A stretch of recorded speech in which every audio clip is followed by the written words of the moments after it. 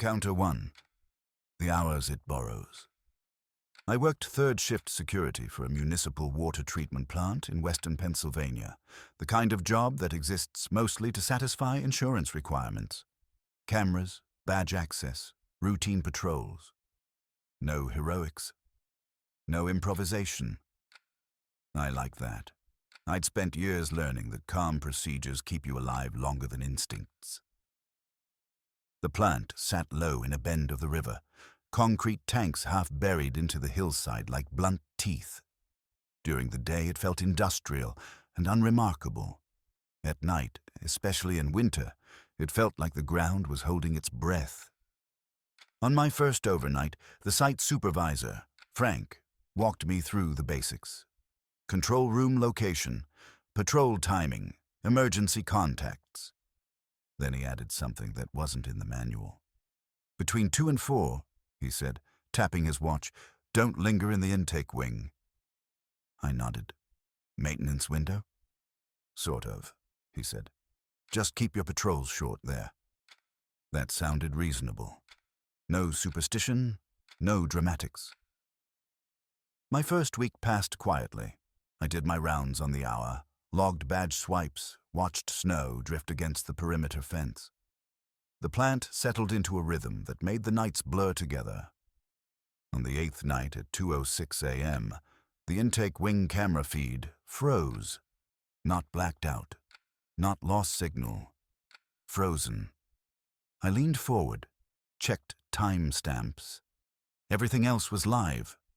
I logged the freeze and prepared to do a visual check as protocol required. Then I remembered Frank's warning. I didn't skip the check. I shortened it. I keyed my radio before leaving the control room. Starting intake patrol. Short loop. Static. Then Frank's voice. Copy. Keep it tight. The intake wing was colder than the rest of the plant.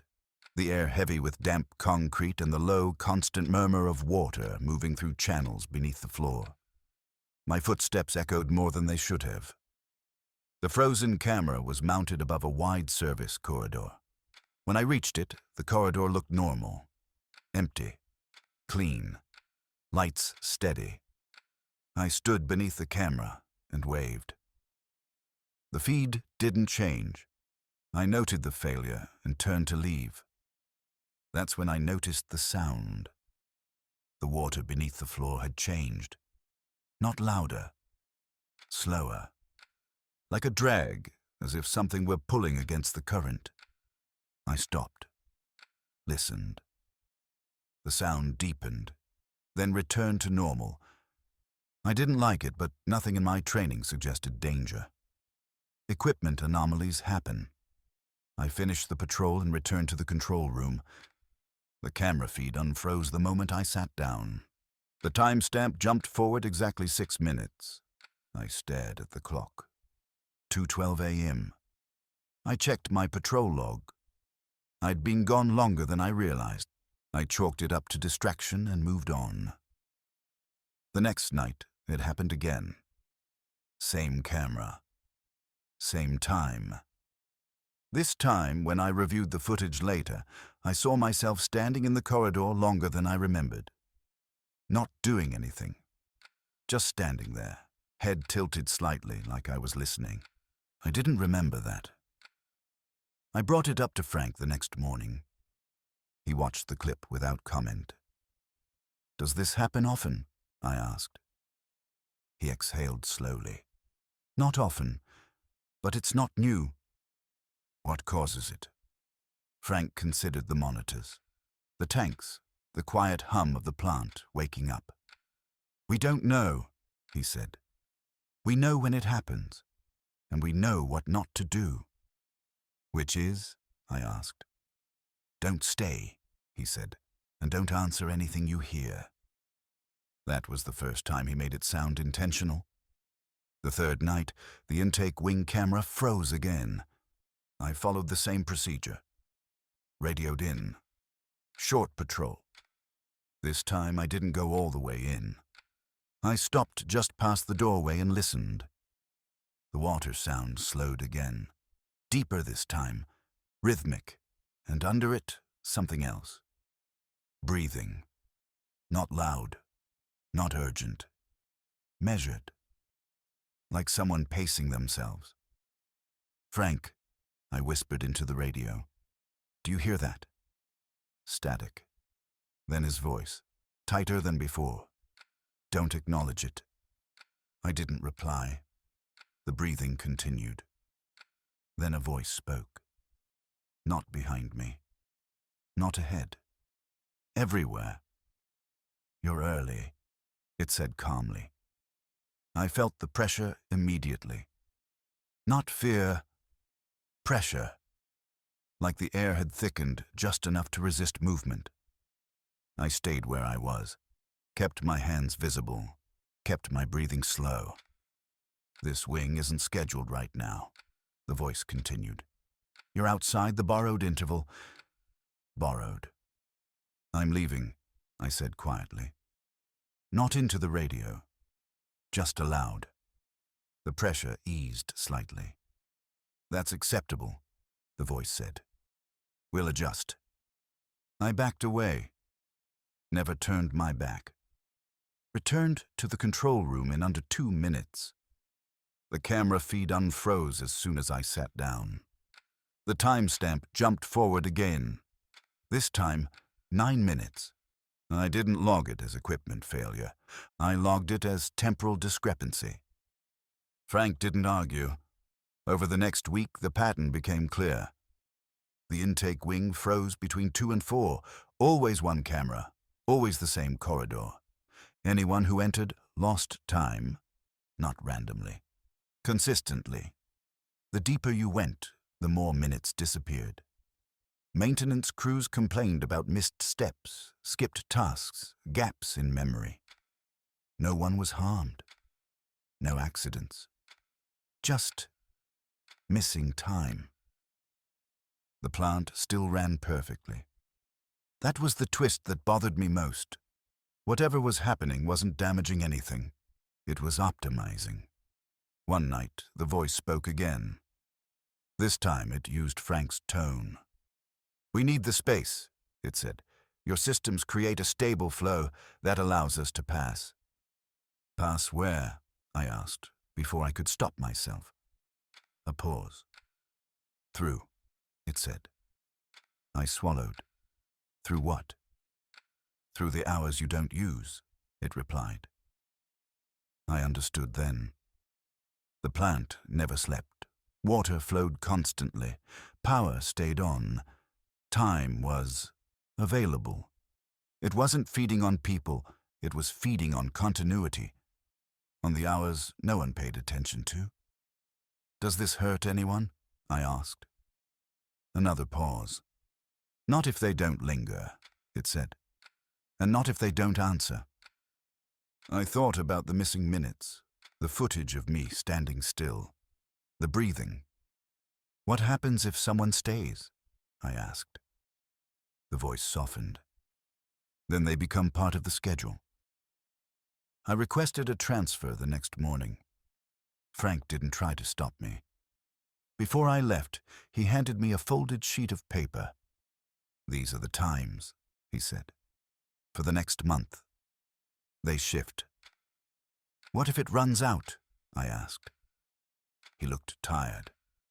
"Then it borrows more. I don't work nights anymore. But sometimes, when I wake up and can't remember the last hour before sleep, I think about the river moving under concrete, about something patient passing through the hours no one claims. And I check the clock, just to make sure it hasn't moved without me." Encounter 2. The schedule it keeps. I took a temporary contract doing overnight systems audits for a regional hospital network in upstate New York. Not patient care, not security, infrastructure, server uptime, power redundancy, automated scheduling systems. The kind of work that happens quietly while everyone else assumes things just keep working. Hospitals never truly sleep, but the hours between 2 and 5 in the morning come close. Fewer staff, fewer admissions, long stretches where the building seems to exhale and hold still. On my first night, the facilities director, a man named Paul, gave me the tour. Backup generators, network closets, badge access points. He was thorough, professional, and clearly tired. When we reached the scheduling office, he slowed down. "This system auto-balances staff coverage," he said, gesturing to a wall of monitors. "Shifts, on-call rotations, emergency overrides." I nodded. "Pretty standard." "Mostly," he said. "One note. Don't manually edit schedules between 2 and 4. I raised an eyebrow. "Why?" "Because it corrects itself," he said. "And it doesn't like being interrupted." That phrasing caught my attention, but not enough to argue. Automated systems behave strangely under load. It wasn't my first time hearing a human give software a personality. My job that night was simple. Observe. Audit logs. Verify that automated corrections matched policy. Everything looked clean. At 2:09 a.m., the scheduling system flagged an adjustment. Not an error. An optimization. A nurse's break shifted by 6 minutes. A respiratory tech's on-call window narrowed slightly. Nothing that violated labor rules. Nothing unsafe. I logged it. Then another adjustment.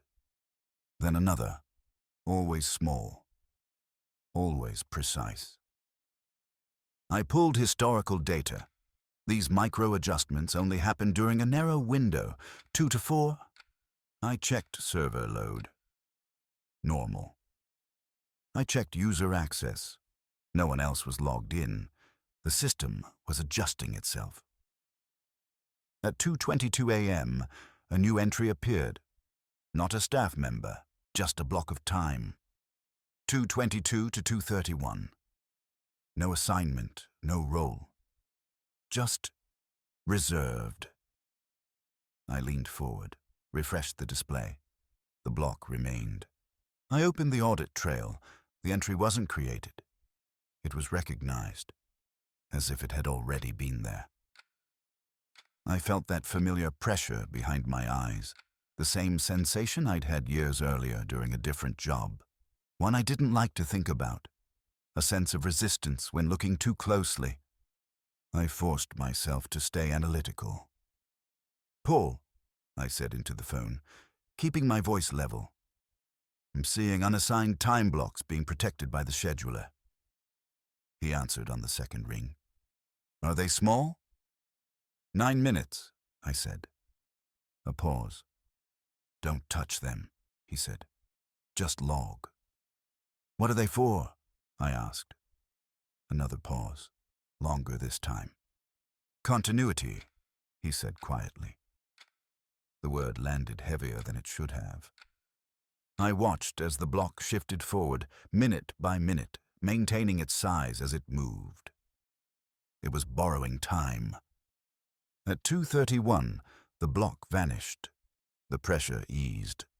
I exhaled without realizing I'd been holding my breath. At 2:33, it returned. Same length, different location. I stood up and walked to the observation window overlooking the ward below. Nurses moved between stations. Machines beeped softly. Nothing out of place. But one bed was empty, not discharged, not marked unavailable. Just skipped. I checked the room number. The system listed it as occupied from 2:22 to 2:31. No patient name, no vitals. Just time. "That's not possible," I muttered. The scheduling system updated again. Interval confirmed. The text appeared briefly, then vanished. My heart rate climbed, but my thoughts stayed sharp. This wasn't a glitch. Glitches repeat randomly. This was deliberate. I pulled up camera footage from the empty room. The feed froze at 2:22, resumed at 2:31. Nothing recorded in between. I didn't need to check my watch to know how long that was. 9 minutes. I felt the pressure return. A voice spoke, not from the speakers, but from the space itself. "This building is generous," it said calmly. "It wastes very little time." I turned slowly. No one was there. "We adapt to efficiency," the voice continued. "That's why places like this work." "Who are you?" I asked quietly. A pause. "We are the schedule," it said, "and what moves through it." I thought about the water plant, the borrowed minutes, the way nothing was harmed, only optimized. "What happens in those rooms?" I asked. Another pause. "Passage," it said. "Of what?" "Of us." My mouth went dry. "Are people hurt?"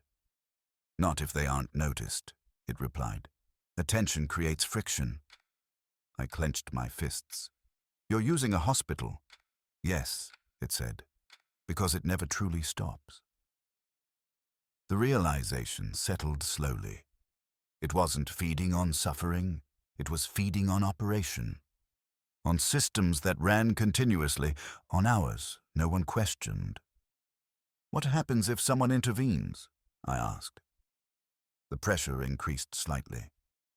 "Then the interval relocates," it said. "That creates risk." "To you?" I asked. "To continuity," it replied. The scheduler pinged again. A longer block this time. 12 minutes. I checked the ward. A patient monitor flickered, then stabilized. No alarms. No code. Just a skipped slice of time. I thought fast. The rules didn't say I couldn't shut the system down. They said I couldn't edit schedules. I initiated a full manual audit mode. Read only. Observation only. The scheduler hesitated. The block froze in place. The pressure spiked, sharp enough to make my vision blur. "This is inefficient," the voice said. "You're increasing noise." "I'm observing," I said. "That's allowed." The block dissolved. The pressure eased. The voice was silent for a long moment. When it spoke again, it sounded thoughtful. "You remember us," it said. I didn't answer. "That complicates allocation," it continued, "but it also preserves stability." The system returned to normal operation. No more blocks appeared that night. Paul met me in the morning. He looked relieved and wary at the same time. "Did it speak to you?" he asked. I nodded. "Then you did the right thing," he said. "Most people don't notice. Those who do tend to interfere." "Why allow it at all?" I asked. He looked toward the ward, where day staff were arriving. "Because nothing else fills the gaps," he said. "And it doesn't take more than it's given." I resigned the following week. The hospital still runs flawlessly. Sometimes, when I wake in the middle of the night and can't remember when I fell asleep, I think about empty rooms and borrowed minutes. About something patient, moving through the hours no one claims. Keeping a schedule none of us can see.